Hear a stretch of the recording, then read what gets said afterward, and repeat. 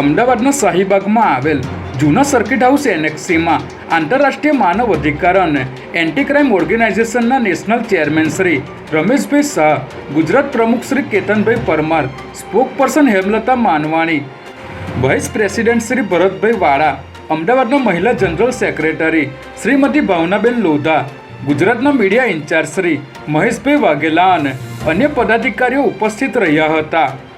આ મિટિંગમાં ડૉક્ટર રમેશભાઈ શાહ દ્વારા સંસ્થાના હોદ્દેદારો તેમજ અન્ય કાર્યકરોને સમાજમાં મહિલાઓ પર થતા અત્યાચાર, બાળમજૂરી, તસ્કરી તેમજ વૃદ્ધો પર થતા ઘરેલું અત્યાચારો પર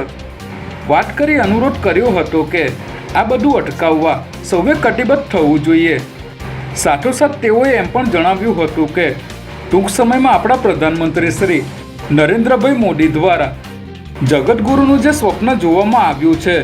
તેના માટે ટૂંક સમયમાં અમદાવાદના નરેન્દ્ર મોદી સ્ટેડિયમ ખાતે એવું ભવ્ય અધિવેશન કરવામાં આવશે, જેમાં પ્રધાનમંત્રી શ્રી,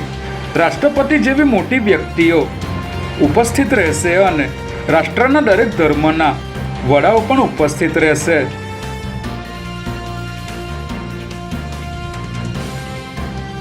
ગુજરાત હોમગાર્ડ મધ્ય ઝોન દ્વારા યોજાયેલ કાર્યક્રમમાં 170 હોમગાર્ડમાંથી 2 પ્રમાણપત્રો મળ્યા હતા, જેમાં હોમગાર્ડ જવાનોને પ્રમાણપત્રો આપી સન્માનિત કરવામાં આવ્યા હતા.